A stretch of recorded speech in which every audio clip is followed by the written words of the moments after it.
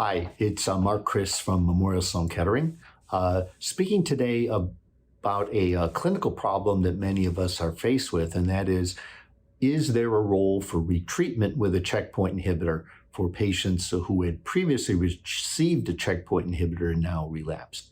Not a lot of data in this area, and there has been a recent paper in Clinical Cancer Research in the August 1st edition by Dr. Yakamatsu. And in that paper, they took a cohort of 59 patients. 41 of them had had a CR or PR with their first checkpoint inhibitor. Another 18 had either had stable disease greater than 6 months. The median time on the checkpoint inhibitor was 8 months. The median time off the checkpoint inhibitor was 9 months. And 20 of those 59 patients stopped the checkpoint inhibitor because of an immune-related adverse event. They gave these patients nivolumab, and what they found was overall, and I think this is the biggest message, the response rate, CR plus PR rate, was 9%. So the chance of helping these patients, even with prior benefit, was small. The median PFS for this group of patients was just 3 months. What they also discovered was 12 of these patients had a serious immune-related adverse event, and it's a total of 18% for the people that didn't have one previously. And of the people that had a serious adverse event previously that made them come off the checkpoint inhibitor treatment, 5 of those 20 had a serious immune adverse event.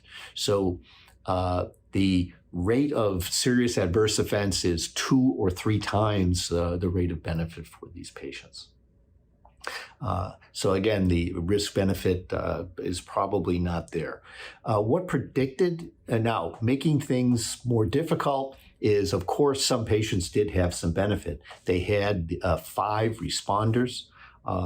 Of those 5 people that had a response, time off checkpoint inhibitor was the most predictive. And the other thing that was predictive was whether they had adenocarcinoma versus squamous. Patients with adeno did better. So as usual, we don't have absolute clarity here, but my reading of this is that the chance of benefit with another checkpoint inhibitor is less. It's low. It's less than the incidence of serious immune adverse events. And it's something that you just don't jump to. Does it have a role? Yes. Have some patients been benefited? Yes, but it's a small role. So what do you do in these patients? Personally, I would go to a different class of drugs for them. If they had not previously received chemotherapy, I would give a combination chemotherapy.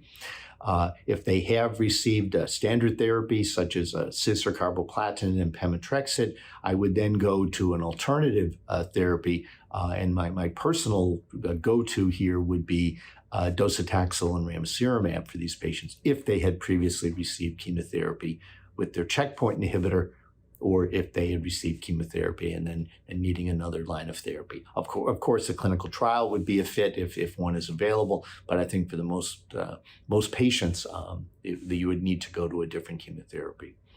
So in summary, we are thankful for some data guiding us in what to do with retreatment. Very limited benefit from retreatment with a checkpoint inhibitor, even in patients that had some benefit previously. And the chance of immune adverse events of a serious nature are high, double or triple the response rate that we see. So in general, not a go-to treatment. Does it help some patients? Yes, but only a small number.